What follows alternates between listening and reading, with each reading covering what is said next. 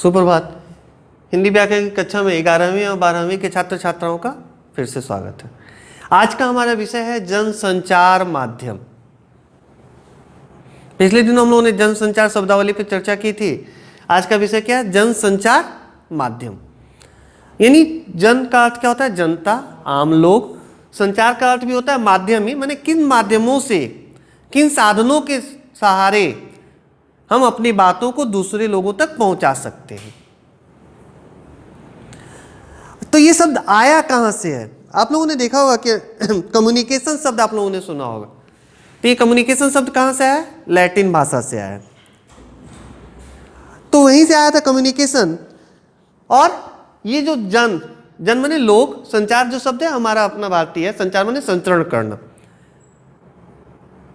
तो यहां पर जो है क्या संचरण करना है, जनता तक क्या जानी चाहिए, कौन सी बातें, कैसी बातें। तो आज के समय में आप लोग इससे पूर्व परिचित हो। बच्चों की यहां पे हिंदी शब्दावलियों का प्रयोग हो रहा है, इसलिए आपको थोड़ा सा ये कठिन लग सकता है। लेकिन फेसबुक, व्हाट्सएप, ट्विटर या और भी और आप लोगों के पास चैट के कई माध्यम हैं, क्या आप लोग इससे परिचित नहीं हो तो ये क्या हो रहा है? आपकी बातों को दूसरों तक नहीं पहुंचा रहा है, या दूसरों की बातें आप तक नहीं पहुंच रही हैं। इसके अलावा तो दूरदर्शन, विभिन्न प्रकार के जो समाचार चैनल हैं, मैं इसकी बात अभी नहीं ला रहा हूं। अभी आप लोगों के द्वारा जिसका सबसे ज़्यादा प्रयोग किया जा रहा है, मैंने उसकी चर्चा की। तो ये किसका संबंध है इसका? ये सारे आधुनिक जनसंचार के माध्यम है। तो क्या पूर्व में भी हमारे पास ये सभी सहूलियतें उपलब्ध थी? ये सभी संचार के माध्यम उपलब्ध थे? नहीं थे। तो पहले कैसे होता था? तो जो पत्र लेखन आप लोगों ने पढ़ा, पत्रों के माध्यम से हम भेजते थे। उससे भी पहले क्या होता था? कोई संदेश वाहक होते थे। कई बार आप लोगों ने कई फिल्मों में भी देखा होगा कि पक्षियां जो हैं हमारे समाचारों को दूसरे जगहों पे पहुंचा दे रहे हैं। या संदेश वाहक होते थे जो घोड़ों के माध्यम से, या जो सबसे तेज दौड़ने वाले लोग होते थे, वो लोग क्या, जो अपना ओलंपिक जो गेम्स होते हैं, एथेंस जो ओलंपिक्स गेम्स होते हैं, वो कहाँ से शुरुआत हुए थे? मैराथन वगैरह। वहाँ पे पहले लोग क्या करते थे? एक जगह से दूसरी जगह पे पैदल जाकर या किसी न किसी माध्यम से जाकर अपने संदेश को दूसरे तक पहुँचाते थे।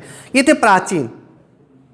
और आधुनिक में जिन माध्यमों का मैंने पहले उल्लेख किया, इनका संबंध है आधुनिक जनसंचार के माध्यमों से। तो सबसे पहले क्या है? संचार जो है मनुष्य के जीवन का एक अभिन्न अंग है। हम जो मनुष्यों को जीवों में श्रेष्ठ कहने का एक कारण यह भी है कि हम अपनी भावनाओं को अभिव्यक्त कर सकते हैं और दूसरे की भावनाओं को समझ सकते हैं। किस माध्यम से? बोलकर या लिखकर, पढ़कर, सुनकर। तो संचार की कहानी उतनी पुरानी है जितना मानव समाज का अस्तित्व। मनुष्य अपने भावों को व्यक्त करना चाहता है, इसके लिए वह शब्द, संगीत, भाव, मुद्रा आदि का सहारा लेता है। होता है ना, मौखिक भाषा के क्या होते हैं माध्यम? मौखिक, लिखित, और होता है एक भावभंगिमा यानी कायिक, शारीरिक। हम लोग क्या करते हैं? जब बोलने में समर्थ हैं तो बोलकर अभिव्यक्त कर देते हैं। कई बार क्या होता है? लिखकर अभिव्यक्त करते हैं। और जब हमारे पास ये क्षमता नहीं होती है तो क्या होता है? शारीरिक विभिन्न भंगिमाओं के माध्यम से, गतिविधियों के माध्यम से, जिसको देखिएगा हम लोग मुख्य समाचार भी कहते हैं, वहाँ पे क्या होता है? विभिन्न शारीरिक भंगिमाओं के माध्यम से क्या होता है? हम अपनी बातों को दूसरों तक अभिव्यक्त करते हैं। आज के युग में संचार के बिना जीवन अर्थहीन है। माने जीवन का हमारा कोई अस्तित्व नहीं है, कोई महत्व नहीं है। संचार विभिन्न सूचनाओं के आदान प्रदान करने की ही प्रक्रिया का नाम है। संचार मानवीय संबंधों में सुदृढ़ता लाता है। कैसे? संबंध कैसे प्रगाढ़ करेगा? हम अपनी भावनाओं को व्यक्त करें, सामने वाला सुन रहा है, सामने अपनी भावनाओं को व्यक्त करा, हम सुन रहे हैं, तो क्या हो रहा है? दोनों के बीच एक गहरा संबंध बनता है, एक आत्मीयता, एक अपनापन का बोध होता है। सामान्य शब्दों में संचार का अभिप्राय अपने भाव, विचार या संदेश दूसरे व्यक्ति तक कुछ सार्थक शब्दों, चिन्हों, संकेतों, ज्ञानों या भावनाओं द्वारा पहुंचाना या संप्रेषित करना होता है। संचार तब सफल माना जाता है जब संचारक यानी जो कम्युनिकेटर है, जो कम्युनिकेट कर रहा है, एवं प्रापक यानी रिसीवर यानी जो श्रोता और वक्ता जिसको हम लोग कहते हैं, शुद्ध हिंदी परिभाषिक शब्दावली में उसको हम कहते हैं श्रोता यानी सुनने वाला, वक्ता यानी बोलने वाला। जब दोनों एक दूसरे को समझने की कोशिश करें तभी जाकर संबंध प्रगाढ़ होगा यानी मजबूत होगा। इस प्रकार संचार एक सामाजिक पारस्परिक प्रक्रिया है जो एक व्यक्ति को दूसरे व्यक्ति से, एक समूह को दूसरे समूह से एवं एक देश को दूसरे देश से जोड़ती है।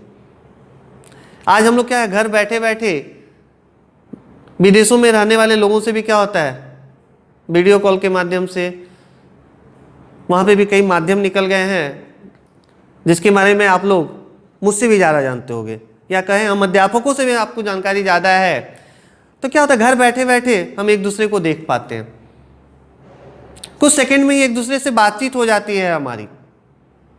ये सारी सभी चीज़ें जो है विज्ञान की देन है।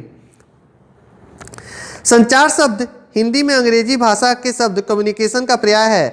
कम्युनिकेशन शब्द लैटिन भाषा के शब्द कम्युनिस से बना है, जिसका अर्थ होता है सूचना देना, संप्रेषण करना या कुछ साझा करना। संचार के साथ माध्यम भी जुड़ा हुआ है। माध्यम शब्द हिंदी में अंग्रेजी के शब्द मीडिया के पर्याय या समानांतर प्रयोग किया जाता है। संचार माध्यम वे कड़ियां हैं जो संचारक और प्रापक यानी श्रोता और वक्ता को जोड़ते हैं। माध्यम या मीडिया के द्वारा ही इन दोनों में सूचनाओं का आदान प्रदान होता है। तो ये था जनसंचार के सभी नियम या बेसिक उसकी भूमिका जिसके बारे में हम लोगों ने पढ़ा। अब जनसंचार के विविध रूप के बारे में पढ़ेंगे। तो जैसा मैंने बताया, एक परंपरागत होता है और दूसरा है आधुनिक। आधुनिक में क्या है, इसके भी कई भाग किए गए हैं। क्या है, मुद्रण माध्यम है एक, और एक है प्रसारण माध्यम। मुद्रण माध्यम माने प्रिंट मीडिया जिसको कहते हैं हम अंग्रेजी में, जो प्रकाशित होते हैं, जिसमें क्या होता है, समाचार पत्र, पत्र पत्रिकाएं, हैंडबिल, पैम्पलेट, पोस्टर आदि, रेडियो, दूरभाष, सेल्युलर फोन, वीडियोकॉन आदि। और प्रसारण माध्यम में क्या है, यहाँ पे भी दो भाग है, एक श्रव्य साधन है और एक है दृश्य माध्यम। तो श्रव्य में क्या होता है, जहां हम आवाजें सुनते हैं, और दृश्य में क्या होता है, जहां हम चीजों को देखते हैं। तो प्रसारण माध्यम में जो है श्रव्य संचार माध्यम और एक है दृश्य संचार माध्यम। मान लीजिए कि क्या है, श्रव्य संचार माध्यम के अंतर्गत रेडियो है, टेलीफोन है, सेल्युलर फोन है, जहाँ पे हम लोग रिसीव करते हैं, जहाँ पे हम सुनते हैं चीज़ों को। तो ये सारे जो माध्यम है ये आते हैं आपके श्रव्य संचार माध्यम के अंतर्गत। और दृश्य माध्यम क्या है, माने जहाँ हम देख पाएंगे आंखों से। कहाँ देख पाते हैं, तो इसमें दूरदर्शन, चलचित्र, computer, VCD, teleprinter, fax, email आदि आते हैं। दृश्य माध्यमों की सूची में अनायास ही जुड़ गया है। भारत में टेलीविजन का प्रचलन 1965 ईस्वी में हुआ था। कई बार ये प्रश्न पूछा जाता है कि भारत में टेलीविजन का प्रचलन कब हुआ था, तो ये आपको याद रखना है कि 1965 ईस्वी में।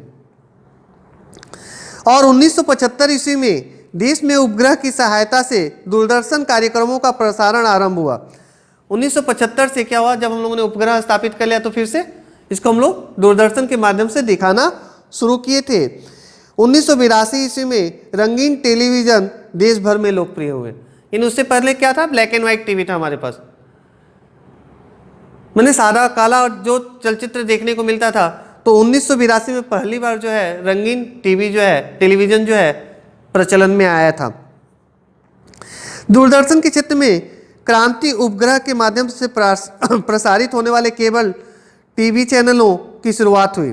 और धीरे धीरे जैसे आप जानते हैं कि जैसे जैसे हम आधुनिक होते जा रहे हैं, नए नए मशीनों का भी आविष्कार होते जा रहा है, जो हमारे जीवन को क्या कर रहे हैं और सहज और सरल बना दे रहे हैं। दूरियां क्या हो गई है, कुछ मिनटों कुछ घंटों में ही हम लोग कई सौ किलोमीटर तक का सफ़र तय कर लेते हैं। और बातचीत की बात तो मैंने पहले ही कही कि घर बैठे कुछ सेकंडों में ही हम लोग क्या करते हैं, दूसरे देशों में बैठे हुए लोगों से भी वार्तालाप कर सकते हैं, टेलीफोन के माध्यम से यानी श्रव्य के माध्यम से, या दृश्य माने वीडियो कॉलिंग के माध्यम से भी।